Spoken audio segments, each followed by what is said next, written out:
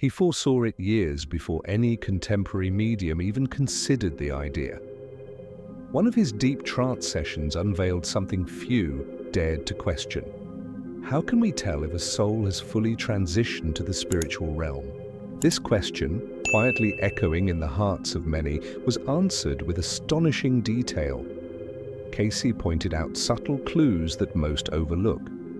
He mentioned there are visible and intangible signs, vibrations that shift, sensations in the air, changes in the behavior of those left behind.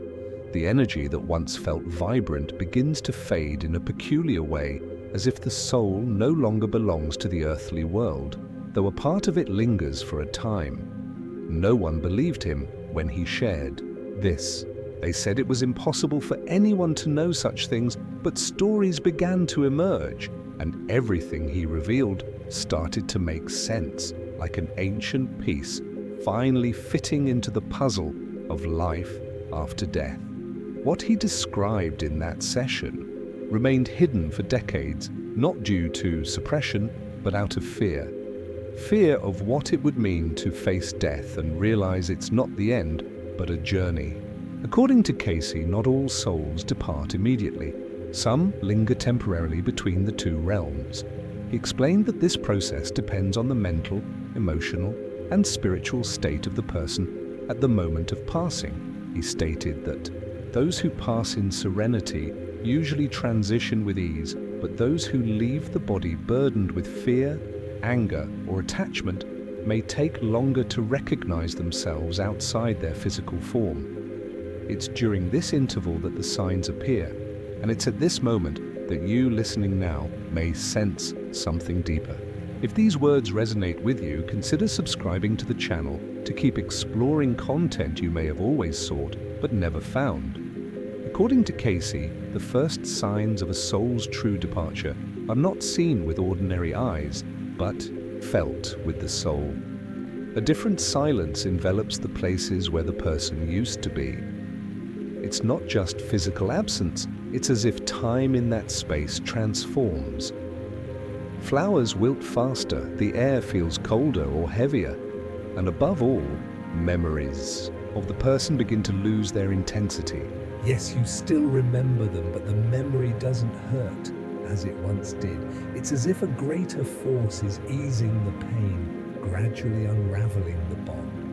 Cayce said this happens when the soul has reached the other plane and no longer needs to manifest energetically. At this point, there's a tranquility that replaces despair, an acceptance that comes not from reason, but from the spirit.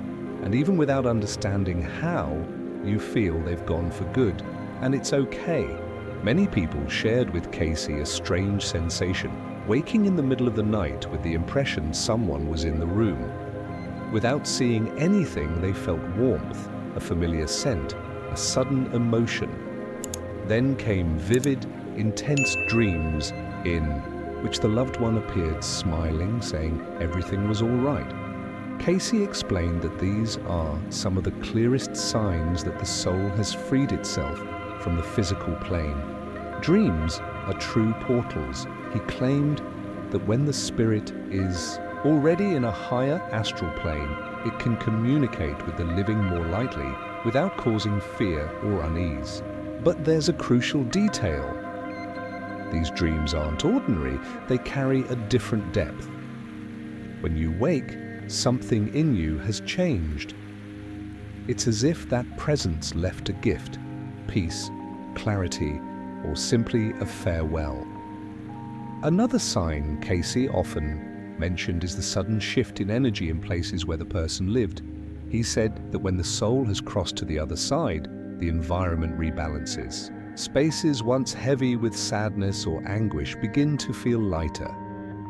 Nature responds, animals return to approach, the house breathes differently.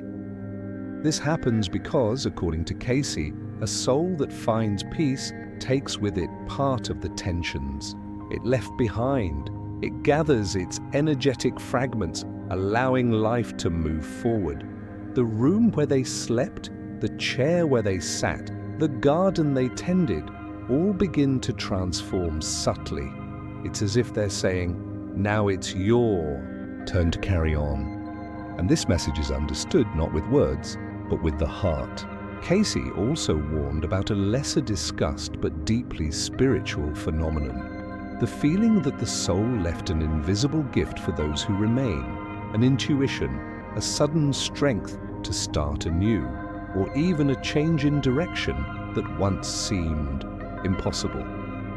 He said that when a soul fully reaches the spiritual plane, it can inspire those still on earth, sending vibrations of wisdom and courage. It's not uncommon for someone, after a loss, to discover a new purpose, a different desire, to live, a connection to the unseen that didn't exist before. Cayce claimed this is no coincidence. It's a subtle form of communication. When a soul rises, it becomes a silent guide. And though we cannot see it, we feel its presence like a gentle breeze amid a storm, as if it's saying, "I've gone, but I'm here." But not all souls depart easily. Cayce was emphatic in stating that the inner state at the moment of death profoundly influences the soul's path. Those who were confused, attached to material possessions, or with unresolved issues tend to linger longer near the earthly plane. These souls, he said, may try to communicate or even interfere, not out of malice, but because they don't understand they no longer belong to this world. He recounted cases where odd sensations, unexplained noises, or sudden mood swings those left behind indicated the presence of a soul in transition, and he cautioned, in these cases, prayer and unconditional love help more than fear. What these souls need most is light, not judgment, as they are still finding their way to the other side. Cayce also emphasized the importance of forgiveness in this process. Not only the forgiveness we offer, but the one we need to accept. Sometimes a soul can only truly depart when it realizes it has been forgiven, or when it manages to forgive. Many believe death severs human ties, but Cayce showed that the spiritual bond persists, and unresolved emotions can act like invisible chains, tethering the soul to this plane. He encouraged that upon losing someone, even amid grief, we try to send thoughts of release, love, and understanding, not to forget, but to allow the soul to move on. There's a profound beauty in this lesson, knowing that even physically separated, we can still help those who've passed find the light. This is one of the most sacred acts we can offer. In several sessions, Cayce described what he called the vibrational field of passing. He said that when a soul is about to fully leave the physical plane, the space around it becomes more sensitive. More intuitive people notice this clearly. There's a shift in the environment's frequency. Sounds seem muffled, time flows differently, and even the light in the place may appear softer. For Cayce, this indicated that the veil between worlds was thinner, that the soul was on the verge of crossing. In these moments, any act of love, prayer, or conscious silence becomes a bridge. He recommended respecting this instant as a sacred ritual, for it truly is a passage. If we knew how much this impacts the soul, we would treat this moment with even greater reverence. A detail often overlooked in Cayce's revelations is that he believed the soul begins to detach from the body before physical death. According to him, in cases of prolonged illnesses or anticipated departures, the spirit starts its journey gradually, like someone bidding farewell to a home they've lived in for a long time. He said that during these phases, the soul visits cherished places, reconnects with forgotten faces in dreams, and begins preparing for the return to its true home. This process may explain why many people nearing death report seeing deceased loved ones or describe heavenly scenes with ease. For Cayce, these encounters are not illusions. They are signs that the soul is being welcomed, that the other side is opening. And for those who observe closely, this is one of the most beautiful signs of transition. In a striking session, Cayce shared the story of a mother who lost her young son. During a trance, he saw the boy's spirit lingering near the house, not out of suffering, but out of care. He sensed that the mother wasn't letting him go. Her grief, though valid, was like an anchor, keeping him trapped between worlds. Cayce advised the woman to write a farewell letter, not with pain, but with gratitude and permission.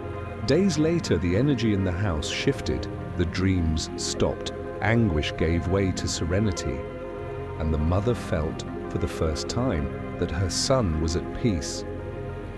Cayce said that releasing a soul is an act of love, not abandonment, that there's a difference between forgetting and letting go. When we understand this, we help not only those who've passed, but also ourselves to move forward. There are also those who depart suddenly in accidents, sudden illnesses, situations with no time for goodbyes. In these deaths, Cayce explained that the spirit may take longer to comprehend what happened.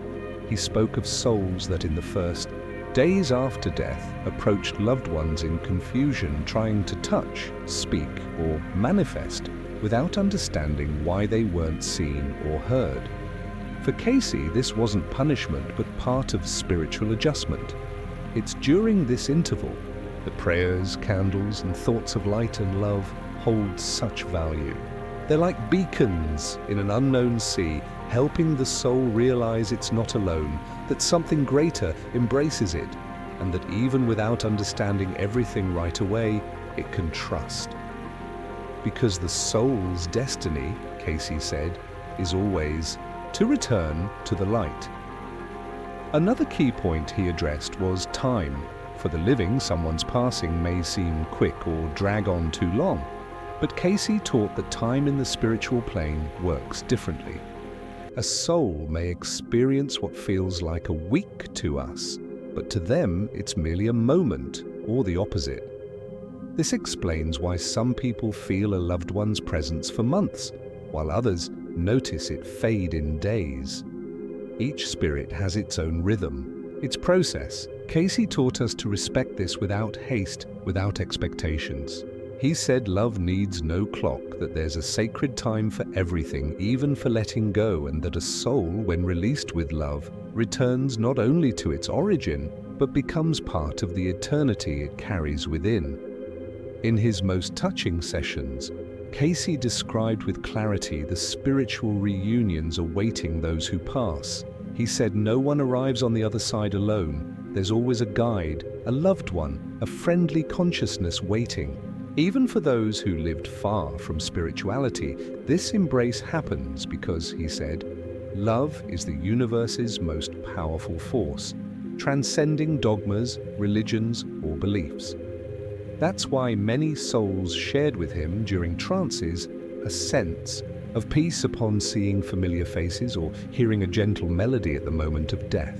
He called this the soul's memory, as if, upon crossing the threshold, everything that seemed lost made sense again. And those who witness the process with sensitivity sometimes notice a faint smile on the face of the departing, a sign that all went well. Perhaps one of Cayce's most powerful lessons is this: death is not a break, but a change of state. He said that if you pay attention, you'll realize those we love remain with us in another form.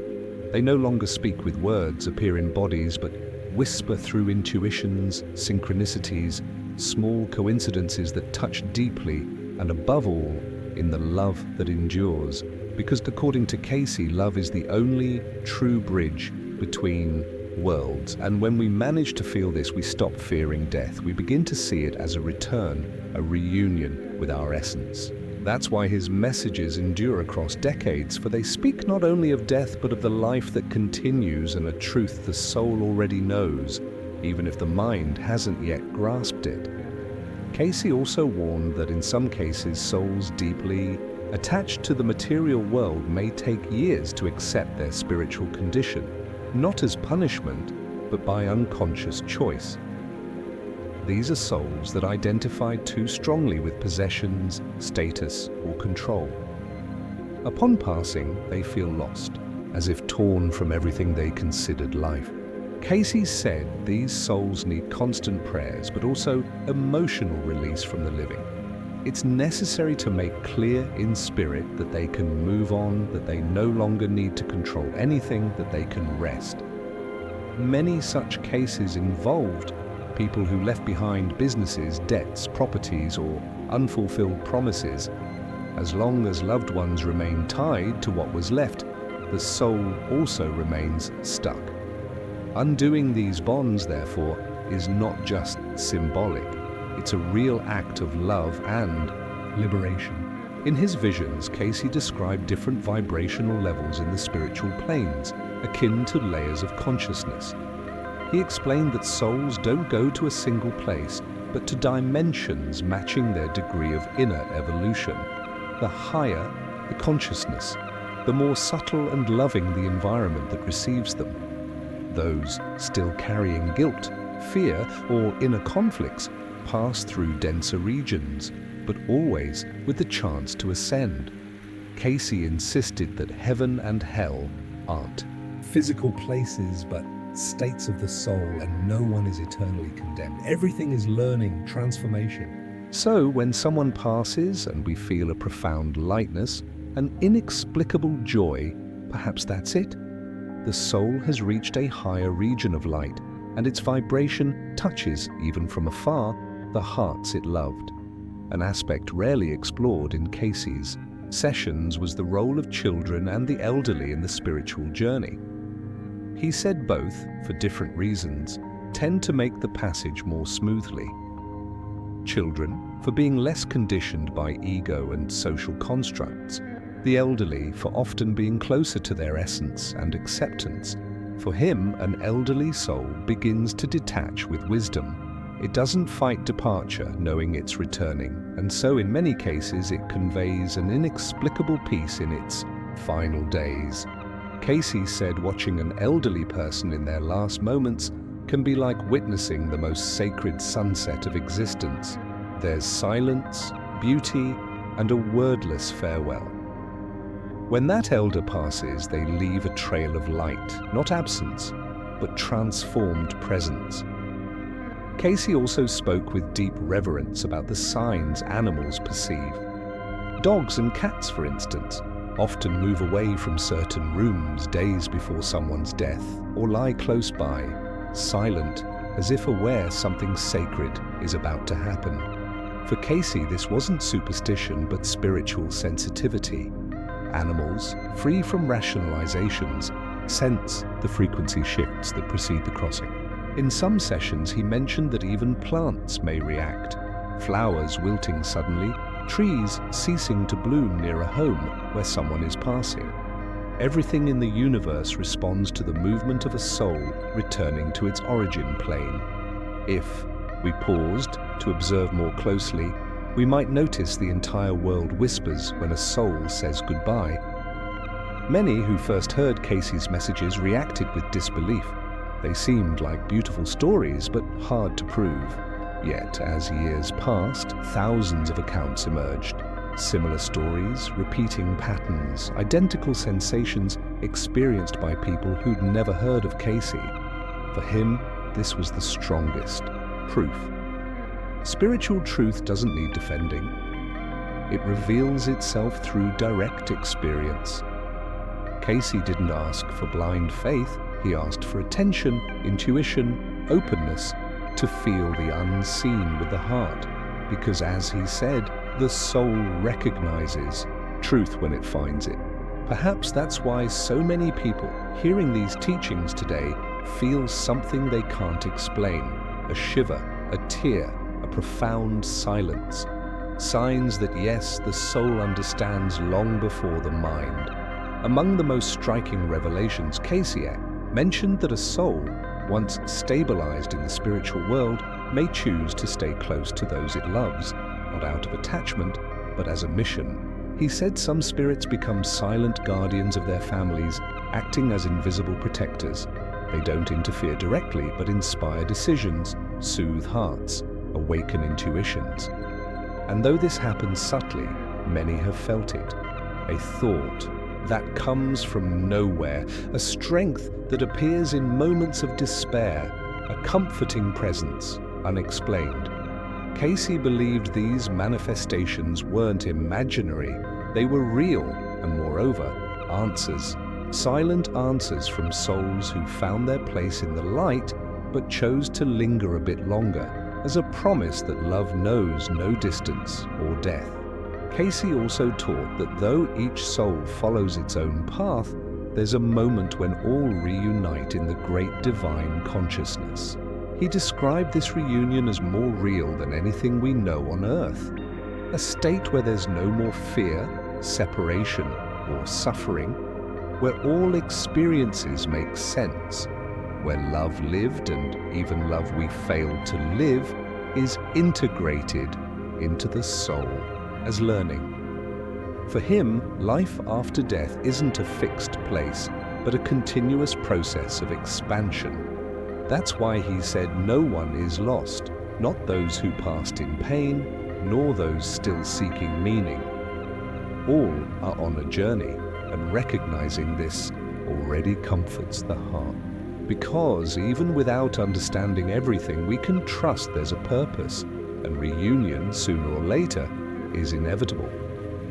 In life's final moments, Cayce recommended silence and presence. He said the greatest gift we can offer someone about to pass is to be there with an open heart, without trying to control, convince, or hold back. Just be, like a loving anchor, steadying the ship as it releases its moorings from the dock. He said, the soul senses who's around, feeling every emotion, every spoken word, and even what's held in thought. That's why he advised saying what needs to be said with love and truth, even silently, because, he said, those words aren't lost. They pierce the veil, touch the soul, and aid the crossing. Cayce saw the moment of death as sacred, a reverse birth, a return, and as such, it should be lived with reverence, peace, and deep respect for the mystery unfolding. One of the most moving images Cayce described in his sessions was of souls being welcomed by choirs of light. He said that in many cases the soul sees a bright but non-blinding glow, hears a sweet sound without noise, and feels absolute embrace, as if all suffering were left behind, as if nothing more were required, only love. In this vision, he saw even the most wounded souls wrapped in tenderness, like an injured child returning to a mother's lap. This image, repeated in several sessions, reflects Cayce's view of the other side. Not a courtroom, but a home. Not judgment, but recognition. Perhaps this is the great revelation. The soul isn't punished for how it departed. It's guided with love to learn, grow, and always return to its divine origin. Cayce also said that after the transition, the soul undergoes a period of assimilation, a time when it revisits pivotal life moments, not with guilt, but with understanding. He spoke of a panel of experiences forming before the spirit. There, every action, choice, and feeling is reviewed with clarity. There's no punishment, only learning. The soul understands the impact it had on others and the paths it walked. Cayce said this process was like a mirror of the soul, and however hard it might be to face certain truths, it was always liberating, because this deep gaze prepares the spirit for its next stage. And though the human mind can't fully imagine, he assured, every soul is welcomed, understood, and guided, never abandoned, because in the end, all returns to the light that created it. Many wonder if it's possible to communicate with those who've passed. Cayce said yes, but cautioned, it's not about summoning or forcing. True communication happens when there's spiritual alignment, not curiosity. He said love is the safest channel, that in silence with a calm heart, it's possible to feel answers. Words that arise in thought, sudden feelings of comfort, or even tears that come not from sadness, but from something deeper. Cayce explained that the departed aren't far, they're in another rhythm, another frequency, and at certain moments, That frequency nears ours, creating openings for contact. But he warned the most important thing isn't trying to call the dead, but living in a way that honors the life they had, because he said, that's what keeps the channel alive. Love, respect, and silence are the soul's true pathways. In his deepest visions, Cayce spoke of a universal memory field where all souls leave records. He said everything we live is stored there, not as accusation, but as experience. It's in this field that souls recognize each other, reunite, and find direction after death. He also said that sometimes a newly arrived soul seeks this field to understand who it was, why it suffered, what it left undone. It's a healing process. Cayce likened it to a sacred library where each soul writes its own story and then reads it with new eyes, not with judgment, but with empathy. And we here can also access fragments of this field in dreams, intuitions, or moments of deep silence, because at its core, everything is connected, and death doesn't erase stories. It merely turns the page to the next chapter. Another powerful revelation was that even after death, the soul continues to evolve. Cayce said, death doesn't transform anyone instantly. The spirit carries what it built in life, its values, fears, beliefs, and lessons. That's why he urged living on earth with awareness, as everything echoes afterward. The soul continues its journey, reconnecting with teachers, spiritual companions, and even reviewing commitments made before birth. Cayce spoke of spiritual schools where the soul learns deeply what it couldn't grasp on earth. And all this is done with patient love, with freedom, because no one is bound. All are on a journey, and even those who erred deeply can transform, because for Cayce, the ultimate destiny of every soul is the same: reintegration with the divine. One of the most touching stories Cayce shared was of a woman who, after losing her husband, began dreaming of him every night. In the dreams, he didn't speak, but looked at her with tenderness and smiled. After weeks, she woke with the sense that he had truly gone, that those dreams were farewell visits. Cayce confirmed this in a session, saying his spirit had stayed out of love to ensure she was ready, and when he saw she was, he moved on. These moments, Cayce said, are sacred. They're not products of a weary mind, they're real encounters. Between planes, teaching us that true love needs no words. It manifests in silence, in invisible gestures, and in the certainty that, even separated by matter, we remain bound by something that never breaks. Cayce also addressed the importance of passage rituals, not as mandatory ceremonies, but as symbolic markers that help the soul and the living understand a cycle has closed. He said prayer, a candle's light, reading an inspiring text, or even a simple moment of silence with family gathered holds power. The soul feels, the soul recognizes, because these actions create a channel of energy, respect, and loving farewell. It's not about pleasing the dead, but acknowledging the magnitude of the journey they've made. Cayce saw these rituals as reminders that life goes on, and that even death, however painful, is a portal, a point of return. When we honor this moment with authenticity, we open space not just for grief, but for the spiritual presence that never leaves us. Cayce said the time after death is also a time of reconnecting with oneself. Many souls, seeing themselves outside the body for the first time, truly recognize themselves without masks, without social roles, without the pains the body bore. It's like lifting a veil and finally looking into one's own eyes. For some, this is liberating.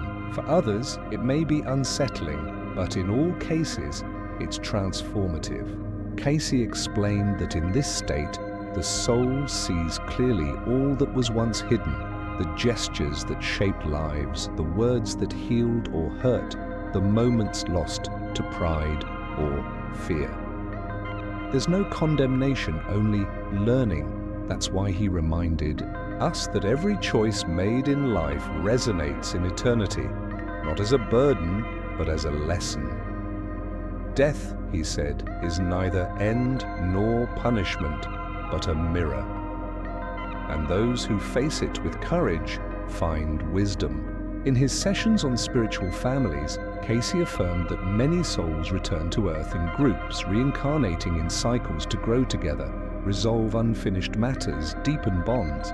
That's why he said, when someone passes, it's not a final goodbye, but a see you soon, because in other times, in other forms, these souls meet again. Sometimes as children, parents, siblings, friends. The soul recognizes love even if the body doesn't recall. That's why in certain relationships, we feel a connection so profound as if we've known that person from another time.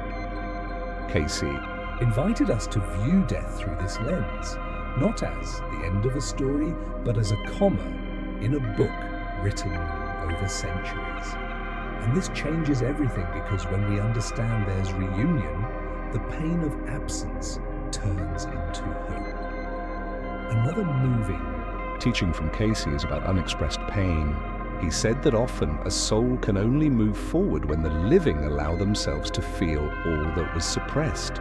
Sadness, tears, longing, because, he said, buried suffering becomes an invisible weight affecting both those who stay and those who've passed.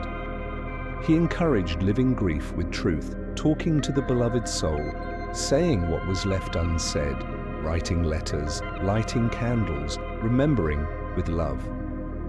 This doesn't bind the soul. On the contrary, it frees it, because it's in acknowledging pain that healing is born. Cayce saw grief as a sacred process of transition for both sides, a moment when the worlds still touch, when the boundaries between here and there grow subtler. When we live this time with authenticity, we create space for the simplest and most powerful miracle, peace. There's something Cayce often repeated that few grasped immediately. The true proof that a soul departed in peace is the transformation it sparks in those left behind, if, after a loss, you begin to see life with greater depth. To value the present, to feel an inner call to change something, perhaps that's the spiritual gift left by the one who passed. Cayce called this the soul's echo, a vibration that continues to act even after physical separation.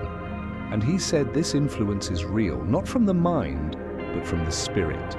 A soul that reaches light inspires light.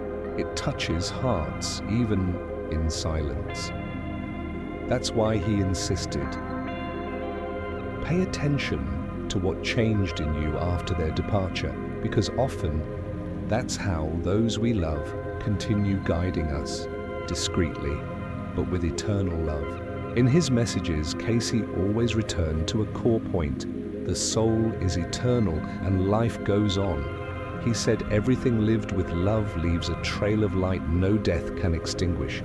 Every genuine gesture, every forgiveness, every sincere connection between souls transcends the limits of time and space. That's why he invited us to live with awareness, to nurture what matters, to forgive what weighs, and above all, to love without fear, because in the end, that's all we take. Nothing else.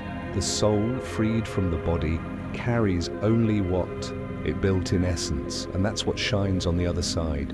That's what we rediscover when we return home. Cayce didn't want us to fear death. He wanted us to see it as a return to our origin, a reunion with what we've always been, pure light, love, and consciousness. Many who sought him were desperate, asking, is she okay? Has he rested? Is he still with me? And he, with serenity, accessed planes beyond ordinary understanding. He described scenes of souls enveloped in light, others still confused, some watching over the living with care, but what touched most was the constant message. No soul is alone. Even those who pass in pain are embraced. Even those who erred receive solace.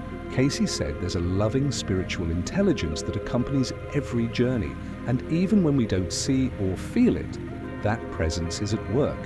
That's why he called us to trust, to set fear aside, and replace despair with surrender, because it's not our place to control the soul's destiny. It's our place to love, pray, bless, and thus build a living bridge between worlds, where love remains the only universal language. In more intimate sessions, Cayce spoke of grief as an initiation, a door opening to truths previously dormant. He said many people awaken to spirituality, not through books or teachers, but through the pain of loss, because physical absence, when accepted with courage, makes room for spiritual presence. He saw this as a soul's call, an invitation to look beyond matter, to remember we are more than bodies. So, instead of resisting grief, he invited us to dive into it with awareness, to let the pain transform us, to listen to what it seeks to reveal. And in this process, something happens. A new sensitivity is born. Intuitions sharpen, the heart expands, and that's when we begin to notice the signs, because those who learn to feel in the dark later recognize the light when it shines again. Cayce also reminded us that each soul has its own way of communicating. Some appear in dreams, others through songs playing at the exact moment, phrases found in books opened at random, or encounters with people saying exactly what we need to hear. He said when a soul is ready to send a message, it finds a way, but we only perceive it if we're present. That's why he suggested daily moments of stillness, not to escape the world, but to hear the unseen, because it's in that inner space, away from noise, that messages arrive. And often they don't bring answers, but peace. A peace that defies explanation, that's simply felt. And Cayce said, when that peace touches you, even for a moment, know that someone who loves you from the other side is saying, everything's all right. In several sessions, Cayce spoke of the messengers of the crossing, elevated consciousnesses that assist the soul in the transition process. He described them as beings of light, sometimes relatives who'd already passed, sometimes symbolic figures the soul recognized as guides. They didn't speak, but conveyed absolute understanding. They enveloped the soul in a profound embrace so deep that all fears vanished. According to Cayce, these messengers weren't tied to any specific religion. They were expressions of universal love, manifesting according to each soul's faith and history. He said knowing this allows us to trust more and let go of notions of punishment, fear, or emptiness, because at the right moment when our time comes, we too will be welcomed, and instead of darkness, we'll find open arms and light. And if doubt remains, Cayce said we can ask for a sign with humility and sincerity, not a miracle, but a gesture, a memory, a feeling, a small answer to calm the heart. He recommended doing this with faith and then simply observing, because the answer often doesn't come immediately, but in its own time. When it arrives, it's unmistakable. It's like a key unlocking the soul, as if something clicks within, a serene certainty, a deep emotion filling the chest. He reminded us that spirituality isn't about spectacle, but connection, and the spirit world isn't far. It's just in a subtler, more loving, quieter vibration. When we touch that frequency, even for a second, we understand everything without needing to understand anything. For Cayce, there's no final separation between worlds. He said, the soul, upon departing, takes not only its memories, but also the love it gave and received. That love keeps vibrating, acting, healing. That's why, even after death, we feel something of that person remains, not as a ghost or shadow, but as light, a light that protects, inspires, and walks with us. And as we learn to recognize this presence, something shifts within us. The pain of loss turns into gratitude for what was lived. The emptiness becomes a sacred space, and silence stops being absence and becomes encounter.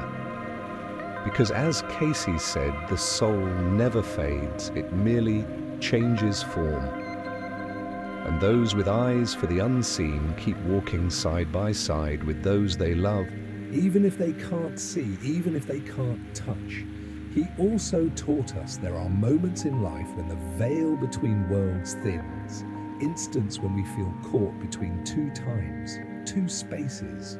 This can happen during prayer, in grief, at a sunset, or even amid an unexpected memory. Cayce said these are ideal moments to send love to the souls who've passed. They feel, they receive, and in some cases respond, not with words, but with signs that touch the soul, a song, a breeze, an inexplicable presence. He believed these moments are gifts, and if we know how to embrace them, we not only heal our pain, but also aid the spiritual journey of those we love. Because loving someone after their passing is continuing to partake in their evolution, even from afar, even in silence. As we age, Cayce said, we begin to sense the nearness of the other side more naturally, not as a threat, but as a reunion. Fears dissolve, the search for meaning intensifies, and it's in this phase that many open to the soul's mysteries. Cayce saw this not as weakness, but wisdom, because the elderly, in his view, already carry the first seeds of return. They've begun, even unknowingly, to bid farewell to matter and reconnect with spirit. That's why he always urged listening to the elderly with care, for they carry the echo of the unseen, and often, in their simple words, lie profound messages from those already conversing with the beyond. It's by hearing these voices that we approach the mystery of the life that never ends with greater serenity. In the end, what Cayce leaves us isn't a map, but a compass. He didn't promise absolute answers, but directions. And in every session, every revelation, he pointed to the same truth. The soul endures, love binds the worlds, and no one is truly lost. His words, once dismissed, echo stronger today because they speak to the heart, touching parts of us that always knew death isn't the end. Now, revisiting these teachings, we feel something ignite within, a hope, a certainty, a call that perhaps you, having reached this point, feel too. And if this content brought light, share it, like it, subscribe, not just to receive more messages like this, but to keep alive that flame of wisdom Cayce kindled, still guiding so many souls along the path of truth. Remember, what is truly loved is never lost. Cayce said the soul's bond doesn't break with death. It merely transforms. And the more we learn to listen with the heart, the more we realize our loved ones remain present. They inspire us, strengthen us, and await us on the other side of the journey. One day, when our time comes, we too will make that crossing, and then everything will make sense. Every tear, every silence, every sign. Cayce wanted us to know this now while we still breathe. Because living with this awareness changes everything. It makes us more human, more compassionate, more prepared to love and to let go. And perhaps that's the true secret Cayce tried to reveal. The soul that understands death finally learns what life is.